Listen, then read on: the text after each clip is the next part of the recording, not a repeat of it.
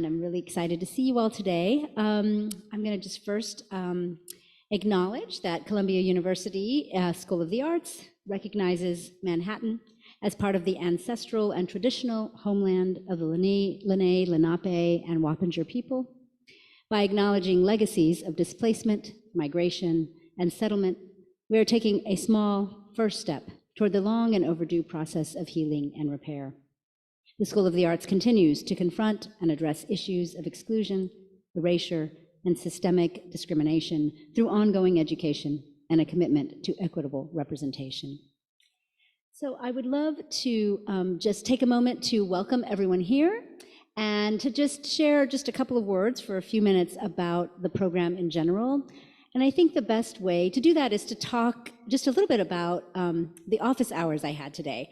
As chair, I'm holding kind of general office hour every Wednesday afternoon, in which students from all the concentrations are invited to come talk to me about things that excite them, things that frustrate them, all kinds of things. And today I think was a very representative day. I had the first student come in to talk very excitedly about how in Heidi Julevitz's workshop, she was able to figure out what was wrong with the point of view of her novel. And this was an amazing kind of breakthrough for her. She was very excited. And then she was also talking about the challenges she was facing in trying to figure out how to write her first television pilot in a class that was recently created about how to write a television pilot directed at creative writing students. You know, it's this class in the film program, but one that is very much invested in cross-genre endeavors. And then the second student came in to talk about how he could sort of move his poetry into the sort of 3- and 4-dimensional space. So we talked a lot about influences that he might look to think through ideas of looping, kind of sonically and multidimensionally in his poetry. And he was very much, I think, someone who was excited to know that he had a place to do that here, even if it didn't live fully on the 2-dimensional page. And then the final student came in because they were interested in creating a student group really focused on LGBTQ writers. And we talked about ways that she might gain resources for that. And to me, these 3 students represent just a very small sampling of the kinds of wide variety of opportunities and pathways you can take through the program. And you'll hear much more in detail from my wonderful and amazing colleagues and friends here about those individual concentrations and the links between them. And of course, I will be happy to answer more questions. Beyond that, I myself am a poet and a nonfiction writer, and I'm happy to have the opportunity to do both of those things with both my teaching and my conversations with the students and faculty that I am lucky to be here with. All right, so our very first speaker is Professor Ben Marcus, who will tell us a bit about the fiction concentration. Thank you, Deborah. I'm Ben, and I'm here on behalf of the fiction faculty. First of all, welcome. I look forward to just briefly trying to outline what it is we're hoping to do in the fiction program, and of course, we'll be around all night to answer questions as they might arise. So in the fiction program, the core course, the core element of our curriculum is the workshop. This is a small class where you'll present your work for the consideration of your peers. We pride ourselves on artistic diversity, not championing any specific style, really trying to let the writer's vision come through and reading writers as in a way that is useful to them, productive to them, challenging to them. And we limit these courses to 12 students. They're small. You will always, after submitting your work, get an hour-long follow-up conference with the instructor. In the conferences, we hope to sort of sort through and distill what you heard in the critique. And speaking for myself, since we're all different in our approaches, I think I like the conference to be a chance to make sure the writer feels excited about moving forward, either with edits or revisions or with new projects. So just because you can hear lots of conflicting things, and how do you sort through it all? What comments matter to you? What don't? How do you act on them? The other courses you'll take are seminars and lectures. We pride ourselves on these classes, the range of readers you might read. We don't read as, let's say, scholars, as you might in an English department. We read as writers. We try to figure out how a piece of writing was put together, and we try to see if we can detect techniques that might be interesting or useful for our own practice. I'm teaching a seminar now called The Future of the Short Story. We're sort of trying to project where that art form might be going. My feeling is the future of the short story is here in this room with all of you, and we're reading contemporary work and wondering about the trajectory any literary art form might take. So we do look quite a bit into the past as we're wondering and worrying about the future.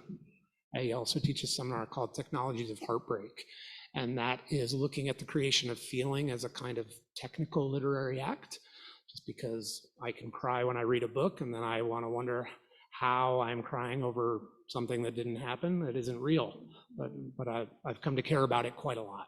So we're reading things and trying to wonder about how feeling comes from nothing.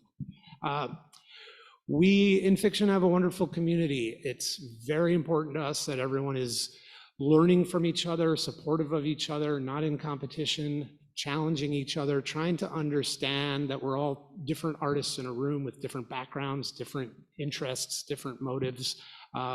We have a great lecture series. We bring in writers to give readings. As students, you'll be able to give readings. I think it's a really friendly, warm, supportive environment that still feels challenging. And I guess a last thought I would leave you with before I pass it on to the other concentrations is, I think when the fiction faculty talk a little bit about what our goals are, as different as we might be, lots of us come back to the idea that we hope to begin the process of helping people build the kind of tools that might sustain them for a life of writing beyond the program, a kind of critical independence, an ability to read yourself, to understand what it is you would like to try to do and how you might achieve it, how you might cultivate community beyond the program. So you're not necessarily reliant on some sort of sage person who's going to give you immaculate critiques, but rather you start to build that critical process within yourself, and you help to build it in the communities that you're already part of and that you might join. Thanks for listening. Again, I know you might have lots of questions, and I imagine we'll circle back to those. Thank you, Ben. Next up, we have Chloe Cooper-Jones, who will talk to us about the nonfiction concentration. Hi, everyone. I'm Chloe. A lot of the logistical things in the nonfiction department are really similar to fiction. And so just like as Ben was saying, in nonfiction, the core curriculum is workshop and seminars and lectures. I want to say a few things about those and maybe talk about the seminar that I'm teaching, but I have to acknowledge first that I was just hired here. And so in a way, I'm a little bit closer to all of you than I am to my very esteemed colleagues. And I think that puts me in a sort of a unique position. You know, of course, I want to answer any questions about logistics and how we run the department, some of the seminars that are offered, but I also just want to talk briefly about some like intangible things that are so special that I'm kind of still, as a very fresh faculty member, like immersed in. So I think when we think about like becoming part of any sort of program, there's sort of like obvious reasons why we might want to choose a place like Columbia. And then there are reasons why you, like the specific people sitting in this particular room, might want to choose a place like Columbia or be at Columbia. So I can just talk about this a little bit through my perspective.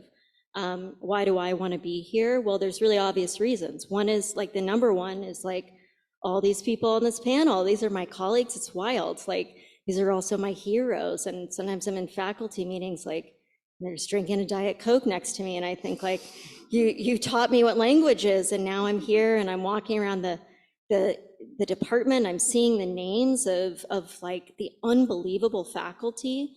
But also I was just so struck by the slideshow that we saw. And I was like, oh, wow, this, like all the work that the students have done is incredible. Some of my favorite contemporary writers, their names and books just flashed behind me on the screen, and they're alumni of this program. So there's just so much I could say about the objective reasons why anyone would be really lucky, and I count myself unbelievably lucky to be here. But I think there's also always intangible things that regardless of the prestige of the faculty, the prestige of the alumni, the incredible work that continues to come out of this department, if you put all that aside, there is something to be said about why this might be the right place for you. And I just want to say that for me, my sort of journey here began with getting invited to speak in Professor Leslie Jameson's class. She very warmly invited me to speak about my book. And from almost like the first minute or two that I set foot in her classroom, I thought, this is where I'm supposed to be. This is it. I didn't know exactly what it was. Maybe it was sort of the magic of the foliage of the campus and like, you know, the sort of seriousness of people bustling around in the quad and like, you know, seeing Socrates' name on Butler Library or what all, you know, that sort of magic of that. But I think the greater thing was that I instantly recognized a culture in this department of incredible support, incredible warmth, and that starts with the faculty. I have received nothing but the most incredible amount of support, but also seriousness, not just about their own writing, but also every minute in a classroom. And I feel it also in the student body. I was immediately surrounded by students who are taking their craft so seriously that it uplifts and energizes everybody around them. And I love that Professor Paraday began this event by talking about just a typical day. I taught all today, and the first thing I heard when I walked into my office was students sitting around reading poems to each other in the office, having coffee. And it set this tone for a very, very long day of seriousness, of camaraderie, of community, of passion. And I think it's very hard sometimes to find that in the real world. And this space really engenders so much community that translates into energy. I leave every day here feeling excited to go home and write. And so for me, this is not just like an incredible opportunity to sit at a table with writers that I admire, but it's actually something that's feeding my work, and that energy all gets translated to the students as well. So I think that the sort of magic of that is singular in this department. Now, maybe in a year, I'll be like, I don't know. Maybe this is the naive optimism of the newbie, but I don't think it is. And the last thing I want to say just about that is I had a student in my office who has completed the program, and I told her all this, and I said, you know, I'm going to go talk to some prospective students. I'm new, I don't know what I'm doing. Tell me, is this feeling that I have, does it match up with your experience? And she said, 100% does. She couldn't believe the generosity of the faculty. She couldn't believe the seriousness with which every single workshop, the letters that faculty put, like the amount of effort they put into their letters and the time that they spend with students after workshop, the richness of the seminars and how every single week professors come in with 2 hours of unbelievably rich and thoughtful material. So I just think that the opportunities are endless here, but beyond that, the community really builds an incredible energy. So I really welcome you to join in that energy with us and to sort of fulfill that even more and to ask questions. I'll just say, you know, before I pass it on, the seminar I'm teaching right now is called Integrations. And just like I think Professor Marcus said this so well, a lot of the work that we're doing in that class is looking at the different ways that we can integrate process materials from the world into our narratives, whether that's research or theory or poetry or recipes or transcripts or GChats or whatever it is. And we're looking at the ways in which authors have done that from a very like the position of like a mechanic. We're really thinking about what works and why, and not just what we like, but really the sort of mechanics of everything. And I feel like being engaged in that work has certainly made me a better writer. So, okay, I'm gonna stop gushing and turn it over. I'm just really happy to be here and to answer any questions. Thank you all. Thank you so much, Chloe. And we're going to welcome Rivka here, who's another representative from fiction. And so she'll be here to answer questions later as well. And next up, we have the fabulous Lynn I always say your last name wrong. Shu. Shu. It's Shu, right? That's what I was going to say, but I wanted to make sure. Lynn Shu, who is my wonderful colleague in the poetry concentration. Hi, hello, welcome, welcome. I'm Lynn Shu, and I'm one of the poetry faculty. So in poetry, we have 5 full-time faculty, one of whom you've heard from, Deborah Paredes, myself. There's Dorothea Lasky, who is on leave this semester, Timothy Donnelly and Shane McCrae, both of whom wish very much to be here, but they are on airplanes, 2 different places. But you know, what that leads me to is that I think one of the things that make Columbia special is not only do we have esteemed core faculty, but there is always affiliated and visiting faculty that we draw from, that we sort of bring in from the local kind of environment, which is New York City. So we have a lot of esteemed writers to choose from and who join us every semester to come teach with us and to read with us. And I think that's very, very special. And so 2 of whom will be here tonight when we do the breakout sessions, one of whom is Alan Gilbert, poet, scholar, art critic, and editor at Bomb Magazine. And the other is the incredible poet Emily Skillings, who was also an alum from the program. So you will meet them in a little bit. I think from what my colleagues have said just now, I mean, I don't have so much to add. Well, I guess I can just sort of expand, because structurally poetry is very similar in that there is, you know, the workshop, which is sort of the nucleus of the program. But around this is seminars. I think that we have a 60 credit, right, like you take 60 credits, so it's a sort of academically rigorous program. And the seminars are so incredible.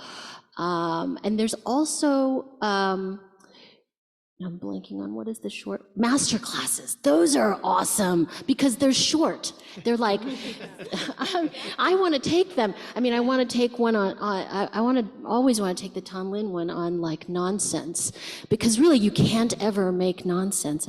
Anyway, so I think that's really great, is that you sort of get to be immersed in practices of reading and writing. And like, again, everyone has said, there is a cultivation of deep, serious learning and a criticality, because all the seminars move formally, historically, critically, theoretically, and really try to have conversations across disciplines.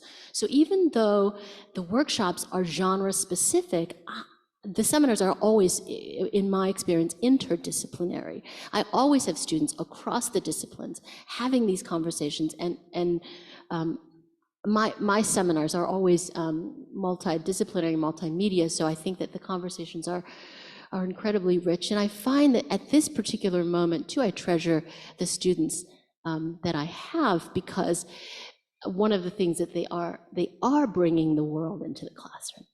And I think that that is very moving, because a certain level of trust is needed to do that, right? So yeah, I find this place to be very, very special, and my students to be very special. And I guess we can talk more about that in our breakout sessions, or with the questions that you have, keeping it brief and passing it on. Thank you, Lynn. And I was just in a curriculum committee meeting this morning in which we approved your amazing seminar that's coming up on waste. So that's a perfect example of a seminar that is broadly transdisciplinary, multi-genre, and invites students to create a range of incredible works on this. So that's just one of the many examples of the incredible seminars offered. Okay, next up we have the amazing Susan Bronofsky, who's going to tell us a bit about our literary translation program. Hello. So literary translation has been part of this writing program for at least 50 years. It's not one of the concentrations. Nobody comes here specifically to study translation, but a lot of people leave here having studied translation. We offer classes in translation with the philosophy that trying your hand at literary translation is a great way to learn about the craft of writing. If you think about it, you know, what does it take to translate a work? You have to look at somebody else's work in another language, think about how they create their voice, how they made their style, what does it consist of? You take it apart and think about how to put it back together in another language. So our translation courses are offered to students in every concentration. They are all multilingual by definition. They are all multi-genre. You do not have to be fluent in a language other than English to try literary translation. To be a professional literary translator, yes, but that's not necessarily what's at stake here. So we encourage everybody to take a translation workshop, seminars in which we read translated literature together and talk about the translation as well as the other aspects of the work. We also have master classes. The master class is coming up this spring, for example. The great Jeremy Chiang, who is a writer, translator, playwright, director, probably actor, is offering a 4-week class on theater translation, which will be cross-listed with the theater program, so half the students come from writing, half from theater. Madhu Kaza, who is a writer who also translates from Telugu, an Indian language, is going to do a master class called Kitchen Table Translation, in which she talks about writing and translating from a multilingual perspective. If you have more than one language in your background or your repertoire, how does this multilingualness, how can it feed into your writing as well as translating practice? So we also offer a program called Word for Word, in which you can get assigned a partner who is a creative writing master's candidate in a foreign language university. You're matched to them on the basis of your work, and for a semester, you translate them and they translate you in conversation. So that's a pretty special experience to have. As Lynn was saying, we draw from the translation community in New York, so some of the most amazing translators that exist teach in our program, like Natasha Wimmer, Katrina Dodson, Katrin Jensen, Allison Waters, Yasmin Seal, to name some recent ones. So I hope that you will consider studying translation if you come here. Thanks so much, Susan. And now we will have Julie talk to us about financial aid and admissions. About the other stuff. Hi, everyone. My name is Julie Dobrow. I'm the Dean of Admissions in Financial Aid. I am also an alum of the theater program, Theater Management and Producing. So the theater people are here too, along with visual arts and film. So it's actually a wonderful conglomeration of artists in various disciplines for you to study next to. And I just want to thank you all for coming, and I want to thank you all for signing in. Hopefully you guys can hear us as well, those of you on Zoom. Just a couple things. I wanted to give you the names of the admissions and financial aid team. They are the people that you will be interacting with over the next couple months if you decide to apply, and we hope you do. So I'm Julie, and downstairs you probably met Niquette and Tori. Tori's the one who tends to respond to the emails right away, so many of you may have spoken to her already. And we also have Kenny Wong, who is the Director of Admissions and Financial Aid. He is monitoring the Zoom even as we speak. But it's me and Kenny and Tori and Niquette. We're a small office. But we are here to answer any questions that you have throughout the admissions process about admissions and financial aid. So I just wanted to let you know who we are. A couple of important dates, and these are in your packets, but I just want to make sure that you're aware of them. The application deadline is January 3rd, and that's at 11:59 p.m. Eastern time. That is a hard deadline, so please give yourself a little leeway in case there's computer issues. We all know how that stuff happens, so that is the deadline. The financial aid applications are due on February 1st. If you are interested in being considered for scholarship funding, you absolutely must submit these applications. If you're a domestic student, then there's 2 applications to submit. One of them is the FAFSA, which you may know as an undergraduate, that's for federal aid. And then the School of the Arts has our own institutional aid application, which is for both domestic and international students. You need to submit both of those by February 1st. Important thing to realize, and hopefully you figured this out already, the application is due in January and the financial aid application is not due until a month later. So admissions decisions are made without regard to need. So please do not be shy. If you are in need of scholarship support, do not worry that it will make you less likely to be admitted. It is not the case. Let's see what else. In addition to obviously this session, we're going to be holding concentration-specific Zoom sessions a little bit closer to the application deadline.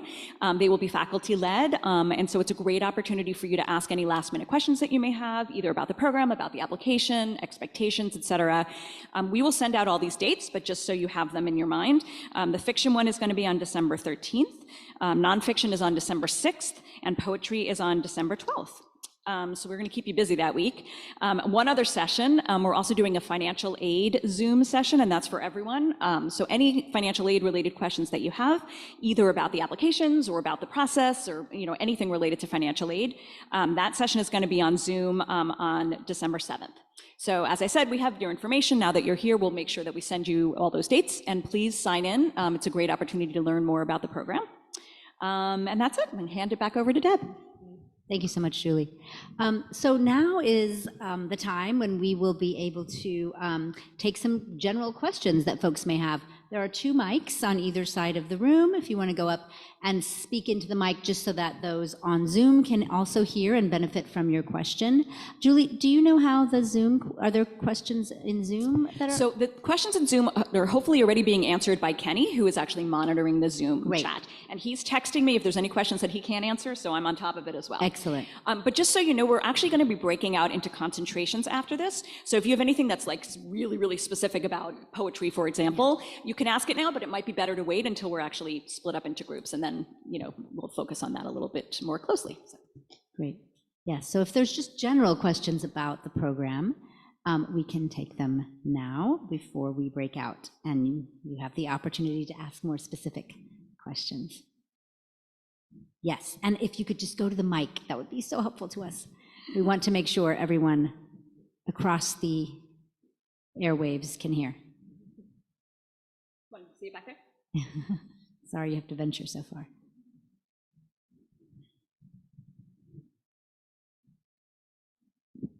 Hi, I'm Aisha. I am wondering, so you had mentioned the class where you're able to take like a playwright or a screenwriting class as part of the fiction program. I'm curious if you're in a fiction program, are you able to take classes across the other disciplines too, and what limits there are around that? Thank you. Sure, I can start and then folks can jump in. So students are allowed to take classes across both concentrations within the program and beyond it in the rest of the School of the Arts and of course in the rest of the campus. Workshops within concentration are reserved for those students in that concentration. Occasionally there might be the opportunity for special petitioning to join, but the workshops are the ones that are exclusively meant for kind of deep study within the genre for the students who are here to study in that genre. But what is also good to know is, for example, in the seminars that I teach and in the seminars that many professors teach, there is the opportunity, much of the assignments are actually writing your own work in response, right? Because we're not reading these works as scholars, right? We're reading them as fellow writers. The assignments often include doing your own writing in response to that. So because those seminars are often cross-genre, you have the opportunity as well in those seminars. I teach a class on documentary poetics, but many times I've had students who are writing in nonfiction or visual artists who are then doing work in their own genre or across it, right? They often offer opportunities for that. I don't know if anyone else wants to join in, yeah. In terms of workshops, just an option to mention, if you're a fiction student and you'd like to take a poetry workshop, what you do have available to you are the undergraduate advanced workshops, which are taught by our faculty and are often just absolutely terrific classes. And if you don't mind the distinction. So you might often work with the same professor you'd like to work with in a small workshop setting, but the graduate workshops do tend to be reserved for people who enter in that concentration. But the undergraduate creative writing program is big and varied with lots of interesting options as well. Yeah, I do. I just want to say that, I sometimes, I think once a year I try to teach the advanced poetry for undergrad and Dottie and Timothy also. So I feel like, yeah, absolutely, you do get to work with the same professors. Another thing I wanted to mention, that there is every year a special projects workshop, which is interdisciplinary. It's like anybody, and that's kind of cool because you get to be in there with people of all genres working on very unwieldy projects that perhaps can't be placed in one singular genre. So yeah, just something to mention. I think that's a really cool special class.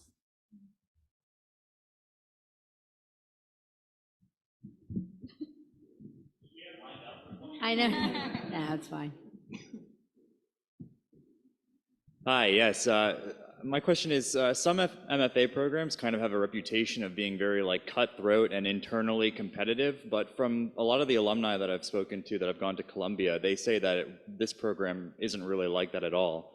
And I was wondering if if you guys would be able to maybe guess on why that might be, what it is about the culture of this particular program that keeps things relatively collegial.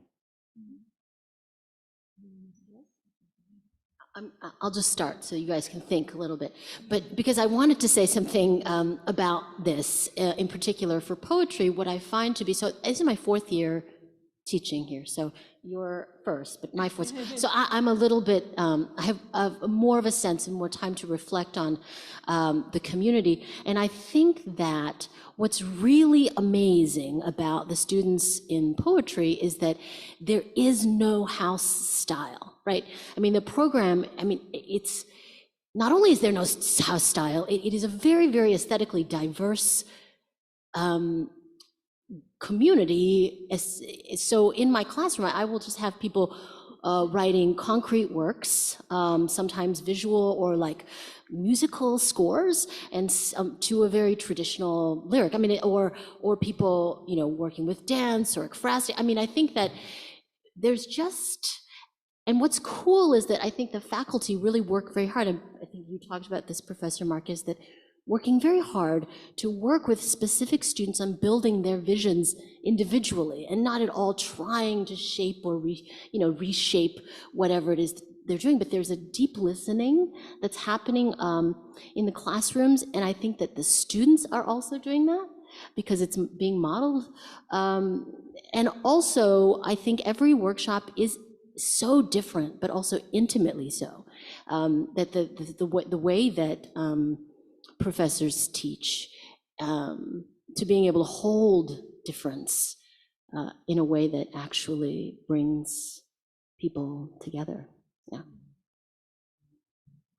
I was just going to speak to this for a moment because I often think about the same thing. I graduated from this program in 2006, which is like an eternity ago, and the people I went to school with are still my primary my main community. And I think that's kind of, I didn't know that when I was coming into the program, and I do think about what is it, and I do think one contributor to that is the sense that everyone's doing something quite different, and that's being valued, and there's not a sense like A's project is sort of, that's what real literature is, and B's project is something, I feel like it is genuinely in the classroom that you're kind of, hopefully by having other people who you respect and are interested in their work, you're, as a community, hopefully you're better than yourselves individually. I think that's the idea, and I definitely have experienced that, but I still think it's mildly mysterious how it happens. Yeah. Intangible. Yeah. I would also say that the size of the program contributes to the good climate. As somebody who, I myself did a MFA in a very small program where there was, there was basically one fiction workshop group, and we moved as a class from teacher to teacher. But with such a size in the community, it also makes it easier to find, the the people you share things with, the people whose work means something to you, who are readers of your work that you want to continue to have, you know, reading relationships with. And there's a lot of choice of faculty, and so I think it leads a lot of paths lead forward. It's not everybody trying to get through like a bottleneck somewhere. Thank you so much.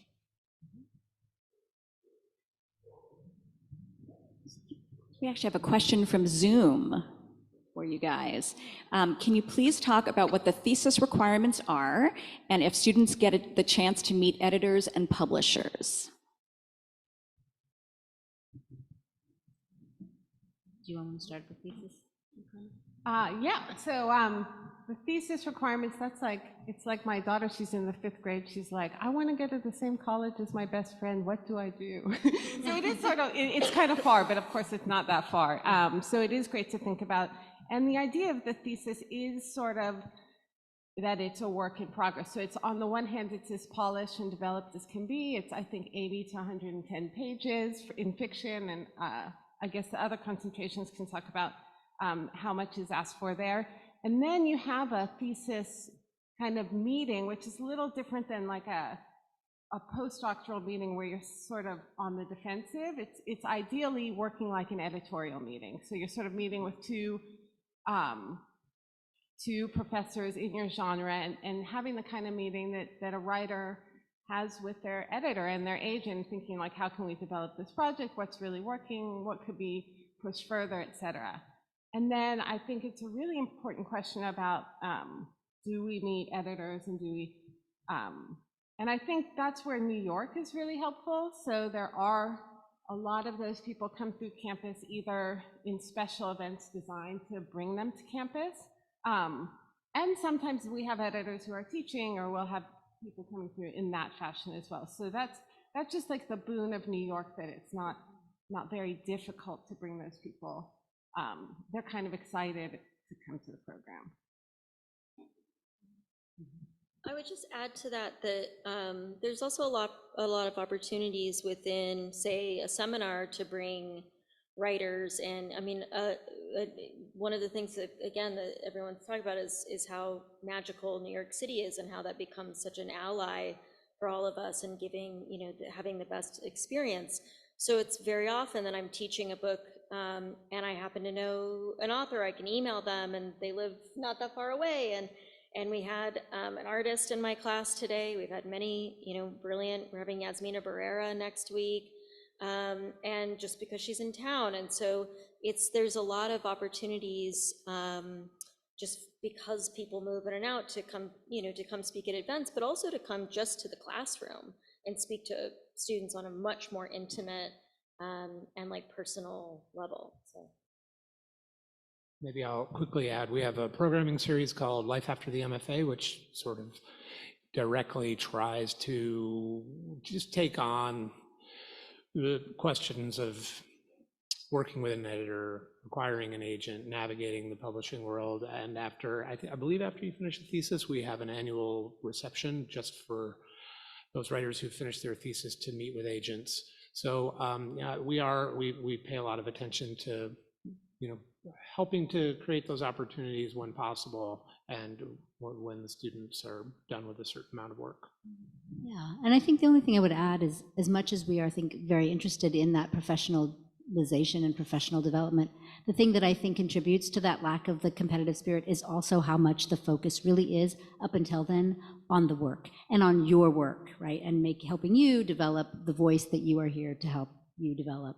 And I think that's also been something I've really appreciated about being here, right? Is that everyone here, as absolutely decorated and accomplished as they are as faculty, are invested in their pedagogy in ways that is about developing the students' practice, so that Life After the MFA is about, like, your practice is down and you can be dependent on yourself in that lonely world of being a writer. So I think that's also just as important to know about the program, that we are absolutely able to build on the resources and share the resources New York City offers in relation to proximity to editors and agents, many of them teaching editors, you know, master classes and things like that.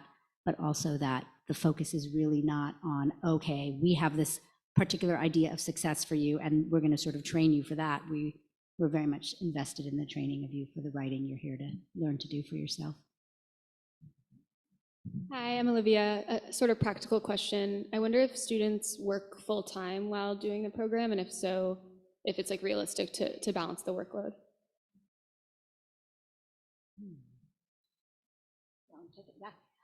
So there are students that work full-time. It's very, very challenging because it's a very demanding program. So we certainly have students who work part-time, and I would say most students have some kind of income coming in because it's an expensive program and it's a very expensive city, as you all probably know. But full-time, I mean, it's possible to do, but we don't recommend it just because we really want you here focusing on your craft.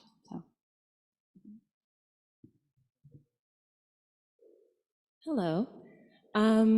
So some of us probably are really clear in coming into this with a very solid expectation of what focus that they're planning on applying for, while others may be completely torn in maybe two directions. I'm sure you get this question frequently. What advice do you have for the latter if you probably could equally go in either direction on making that decision for the application process?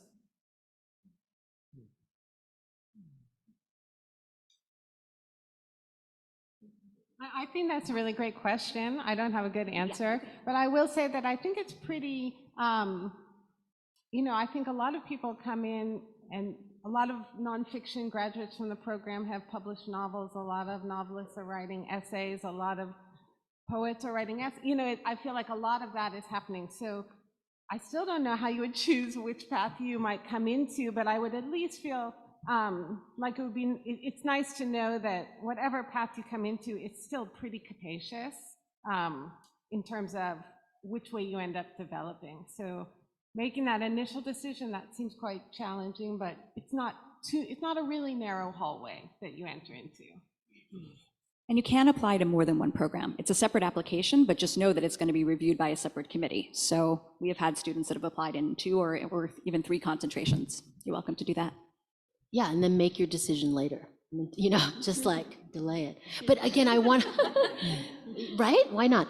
But also, I do want to just echo what everybody is saying, is that I think that, there are sort of, it's like you feel like the genres are delimiting in some ways, but I also think that the faculty here are capacious enough to hold, movement. And permeability, and I think that that's also one of the most beautiful parts. Yeah. I would just add, you could come and kind of do it all, and you could take an advanced undergraduate workshop in nonfiction and focus on fiction, and it hasn't been unheard of, maybe I shouldn't say this, that sometimes people apply to switch while in the program. But I also think that I don't really know of any faculty who are super kind of obsessed with the boundaries of the genre that they seem to have been identified with. And at least in fiction workshops, we see work that could pass for nonfiction, for poetry, that I think there's a lot of flexibility around these questions, and it's possible you can have it all. And if you're wondering just about this year's application, right? I mean, one thing you could do is just really doing the deep dive into what faculty have been writing lately. And if you feel drawn to a particular faculty member or a couple of them in a particular genre, that can inform the application, right? Because then that makes a stronger application, right? Because it shows an intimacy with the particular people here. And maybe this time around, because of Lin Shu's latest poetry book, that's the genre you're going to choose between the two that you feel like you could do. So that's one thing to maybe just literally as a logistical way to figure out how to do the application this year. I had a previous question that was essentially, are these programs end goal driven, or if they're more about, the discovery, or, I guess the journey. I've gotten the sense that it is that discovery angle, which raises the question for me then of, it's loaded, but what are you looking for then in an applicant? Is it someone that knows staunchly, this is what I'm doing, and I'm actually already working on this novel, and I'm going towards that, or just, which was what I kind of was concerned. But yeah, what do you look for in an applicant, and how do you assess a fit?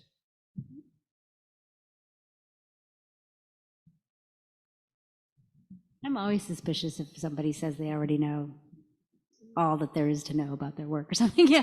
So I guess I would say certainly in poetry, you know, what I tend to look for is someone with like an intense curiosity. Obviously that there is a sense of a voice, right? That might be present, you know, however rough even that voice might be, for lack of better words, right? But that there is a desire for that. And I think that it is much more about a kind of a deep curiosity, a deep sense of commitment to the developing of one's craft, right? And not the sense that like, I've got it figured out and I'm going to be, you know, a narrative poet or whatever that is, you know. And I do think just wanting to emphasize what Lynn had said earlier about there is no house style. And I think that's really important. There's not like the Columbia poet, right? Or the Columbia novelist, right? That we are trying to sort of like fashion you into. So, you know, maybe having a sense of knowing who you are in terms of like what kinds of styles or predilections you have, for better and for worse. A kind of self-awareness is always great to see in an application, I think, in general.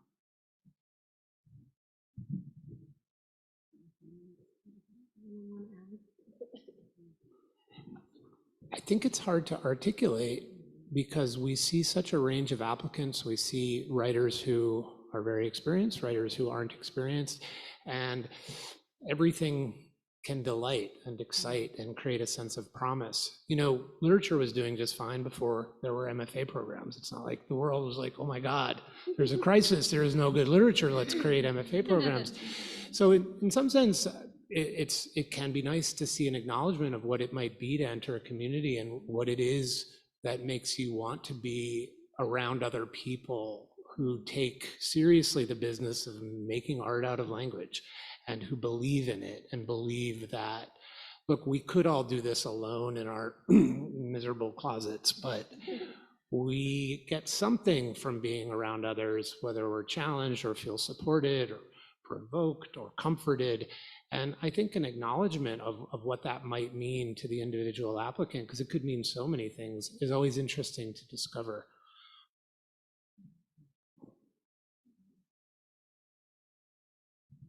Next question. Hi, my name is Liana Butler. This is better. Okay, yeah. So my first question is, could you kind of speak or touch on what the schedule looks like? Like, I know someone had a question about like full-time working and part-time working, and I just kind of wonder, like, what does the schedule look like here at Columbia? I mean, there are just classes offered at every time of day. So that I feel like this semester I have students taking, I mean, sometimes you basically can do it in 2 days, or, you know, you have, I think half of my students in the workshop have my workshop and then 2 seminars on that same day, and then the next day, and then they have the rest of the week off. I mean, they can choose, you can make a decision to do that. Because there are morning classes up until all the way into the night. So I really think you can arrange it however you want. I mean, I don't know, yeah.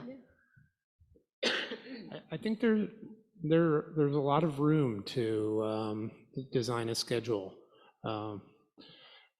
I think, yeah, as Lynn's saying, there are workshops all throughout the day. I have 4 days a week, Monday through Thursday. No, I think there's some stuff on Friday too. So, yeah.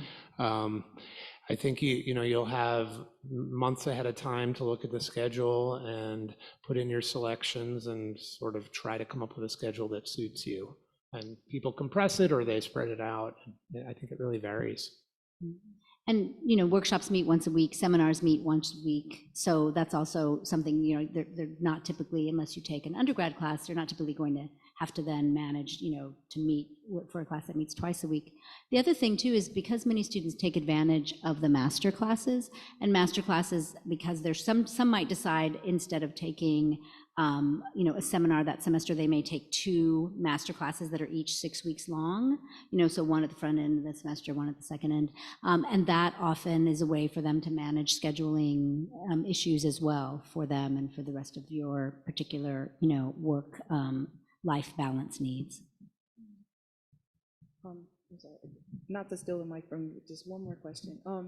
So there was a student who mentioned earlier just kind of like having the being conflicted between, for example, for me, nonfiction and fiction, which I think is common when you like to kind of merge the two. So I guess my question would be, if a student applied to nonfiction, would they still have the flexibility to do creative nonfiction? And then, what is that? Do you have any advice for someone who might be kind of like battling between the two? Because I guess it's kind of like a 2-part question. When you have to do the review of the book, then it's kind of like, do I review the nonfiction or a fiction book? So yeah. Sorry, I could, maybe I didn't hear you all the way. Are you asking if you're in nonfiction, can you do creative nonfiction? Can you just repeat? Like, is there flexibility to be able to do that within the nonfiction? Absolutely. Okay. Yeah. And then the second part of the question is, what advice would you give to someone who's kind of trying to figure out, when it comes to the book review, if you're kind of trying to balance between the two, does that make sense? Like if you do a nonfiction? Yeah. The application. Oh, the application. Oh, sorry, I should have been more specific. Oh, no, I think I'm having trouble here. Well, I'll let you speak to that, but I mean, I believe it was Professor Marcus who said this, maybe Professor Galchin did as well, like, all of the faculty and all the concentrations are really, in their own practice, pretty expansive. Okay. So for me, I mean, just speaking personally for me, but this is true of all of my colleagues in nonfiction, I've worked as a journalist, I've worked as a book reviewer, I've worked as a cultural critic, I've worked in fiction, I've published short stories, I wrote a memoir, like, I've written more sort of, more general nonfiction that is much more journalistic in its aim. So and I'm just, that's the norm. So you come into the nonfiction concentration, and I mean, we're excited about I mean, in my class today, one of the best questions that came up from one of my students, Sophia, was, what are the limits of nonfiction? And then we spent 2 hours talking about that. What can nonfiction do? And that's the norm. That's every day. Part of this sort of conversation about not having a house style or whatever, I think, in my limited experience here, like, that comes from the faculty whose curiosity is vast and who don't ascribe to some sort of like rigid boundaries of what we talk about poetry in nonfiction, we talk about novels in nonfiction. So we're really here in the nonfiction concentration to really ask that question: what can nonfiction do? What are the limits of that? And we welcome your take on that. So yes, it's as expansive as you can be. There's faculty that not only can meet that, but is like psyched for that. I hope that was you answering your question. That was a really great job. Thank you so much. I appreciate it. For the application itself, though, make sure that the book that you're talking about is in the concentration that you're applying to. Right. Okay, got it.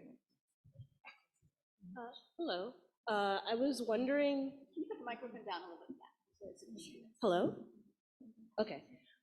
I was wondering what your support for students with disabilities look like. Like, does like your Office of Accessibility, or if God forbid you have to miss a class, how hard is it to make up work and stuff like that? I mean, I can take that. Columbia has an incredible Office of Disability Services. So when we have students who apply and are admitted with any sort of disability, we put them in contact with that office, and whatever accommodations are necessary are arranged through that office. So, and they will work with your faculty one-on-one to make sure that everything that you need is accommodated, so that you can learn, you can do what you're here to do. So. I have another Zoom question. Do we have a lot of people coming from different backgrounds not writing? And do people who have published already have an advantage? Certainly in the poetry concentration, there's not any bias toward publication that I am aware of in the 8 years I've been here. Not at all. Like, in fact, it's not even a part, I don't think there's any part on our application that even, that at least that I read. I mean, I go to the poems first, right? And then all the rest. Yeah. So that I don't even think is a consideration, certainly within the poetry unit. So and it is true, we have a wide range of experiences that writers are coming to us with, but the publication credentials are not the thing that we look at. And the first part of the question? Diversity in terms of student population. And I would say in poetry, yes, we have a very international community, actually. What about undergraduate majors? Is everyone writing or English major, or do you find that there are people from all different majors? That's what they're asking. I don't even look. Well, because You it don't doesn't ask all your students what they matter. majored in. But I do think, I'm trying to think back to sort of orientation, meeting people, and I think, yes, we don't have all English majors coming in. I think we have a lot of different we have health practitioners, we have lawyers, we have administrators. We have, yes, a large range of people who come from different professional practices, if not academic practices. Yeah. Poetry sample is the most important. I just want to say, if that question is what's most important, the writing sample is the most important. Yeah, and just an anecdote, I have 4 of 12 in my workshop who have never taken a workshop before. They were writing, they might have been doing so in other kind of contexts. And so some students are steeped in the language of workshopping, and others are totally new to it, which I think is fantastic. So we don't get entrenched in ways of thinking that might be getting kind of stale. But I don't know what the data is, but I feel it's almost rare to encounter a group full of former English majors.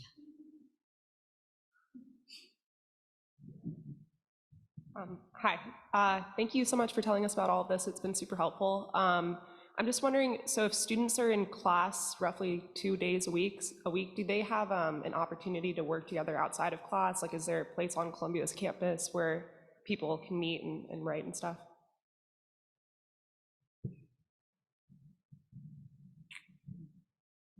Yeah, I mean, and some people are going 2 days a week, some people are going 5 days a week, depending on what they pursue in their schedule, whether they're stacking classes or spreading them out. But then I actually think it's a great question, because it's almost an architecture question, what spaces in the campus do people congregate and meet in or not? So I guess the answer is sort of informal, a lot of people like the music library on the 7th floor. A lot of people like the sort of coffee shop in Philosophy Hall. A lot of people like the main reading room in the library. So I think it's almost an architecture question, and I think there are a lot of spaces like that, but I don't have in mind a very specific formal space. Mm-hmm. Yeah, I think. Oh, sorry. No, go ahead. I'm wondering if any of you have had students that have struggled with the rigorous academic treatment of a craft that can be really expressive and intuitive and emotional, and if there's a certain creative spirit that kind of it gets extinguished by that kind of atmosphere. I don't know, because I just see myself it being possible that down the road I'd become disillusioned with a style of discussion about a craft that I don't know. I like to be playful, and I admire writers that aren't so serious about the craft but are still expressing something. And I'm wondering if just. It's a good question. It's a great question. I think that I find, this is very much about how, I think in some ways a question also about how folks run their workshop, because I think that for me, as someone who's always interested, Ben was saying about interrogating the workshop model, I think that many of us really set up very clear kind of rules of play, so to speak, in the workshop, so that it can encourage a kind of, a generosity, a critical generosity, but certainly one that is generous and allows for, play, or allows for joy, or allows for any number of ways of approaching the work. And certainly my poetry workshop is like extraordinarily structured so that there are different kinds of questions that can get asked, everything from, things about voice, but also about like, does it need, what's the air like in this, but like that there's questions that are about, that allow for a kind of perhaps a playfulness as well, or that acknowledge the playfulness or the joy or the lightness in a work or in a person's attempts at getting there. I don't know if that fully answers, that's maybe one way of answering others. I might add that there isn't a fixed way to discuss kind of work people are doing, and that conversation is in part, that will be determined by you. You'll be the one talking in a way that makes sense to you, I hope, the way everyone will. And so the discourse is a work in progress, and I don't think anyone in the room is looking to be a joy killer or to take, I mean, I have my days, but I think that everyone's wrestling with how to kind of honor the mystery and total unknowability of this thing and still try to be useful to each other. But, people do have thresholds of what interests them, and everyone has to evaluate what kind of climate they'd like to be in. And, this isn't some sort of rigid academic environment, but there is an attempt for it to be rigorous but the goal is for people to be more playful and have just sort of more, intimacy with what they're doing, not less.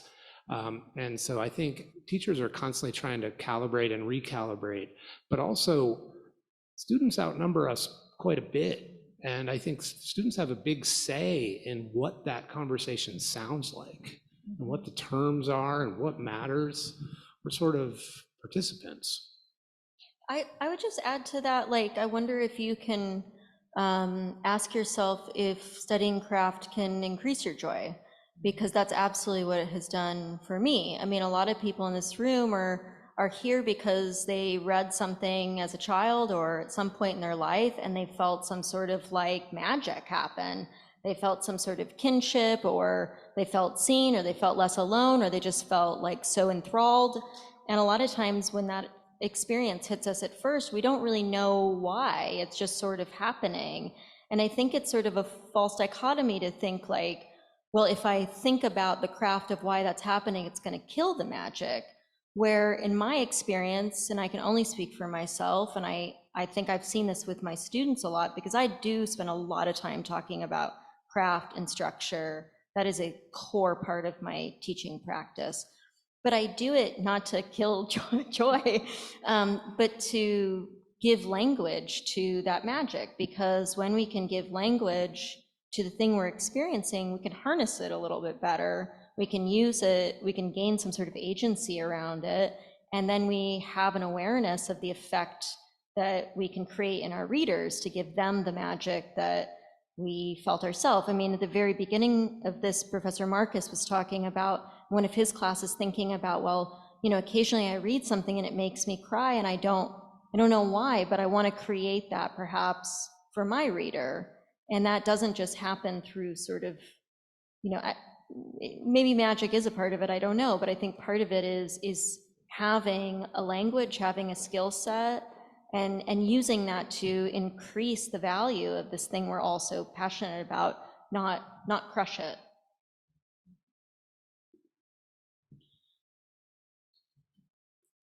Thanks. I hear that question and the comments on studying the craft and something that is intimate and magical. In an academic context, though, what does that mean for grading? What does that mean for you guys? And how do you measure success or performance in something like creative writing? Well, one way is that we're pass, low pass, fail. So yeah, because obviously a lot of what you're doing is subjective. So I think a lot of what happens in the room, both in the workshop, I'll speak for myself in the workshop and my seminars, is to deepen your line of inquiry, right? I mean, it's like you have questions. How do you go this way with it? How do you go kind of, yes, how do you open up that line of inquiry and also reach out to different conversations across time that you are having in your work. And it is never, for me in my classrooms, about knowing or about mastery. Like, for me, it's just not interesting, because if you know it and if you want to be a master of it, why are you doing it? You know, it's only interesting if you're doing something you don't understand. But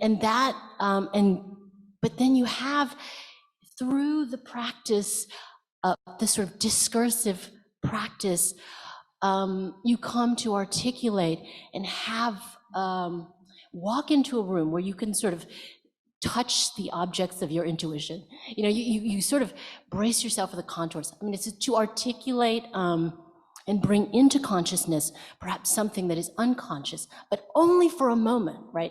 It only flares up and then it returns into your body in a much more kind of deepened somatic practice, hopefully. I know, that's so. I have to write that. Yeah, spoken like a poet. Yeah, that's amazing, totally. We have time for one last question.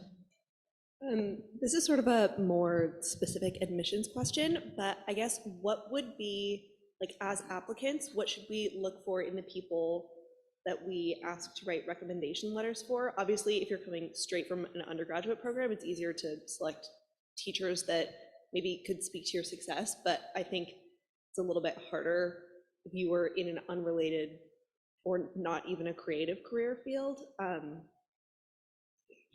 I mean, one thing I will say is that if it's been within 5 years that you graduated from undergraduate, we ask for at least one faculty recommendation. However, if it's been more than 5 years, we of course understand that you may not have those connections anymore.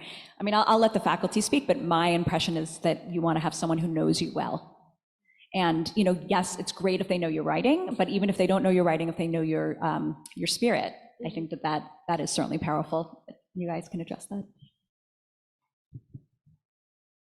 We want someone who can tell the cold, hard truth about you. So, pick an adversary, an enemy. Yeah, I think someone who knows you, and if they've read your writing, that's great. But I don't think that specifically has to happen. Thank you all so much for these wonderful questions. We have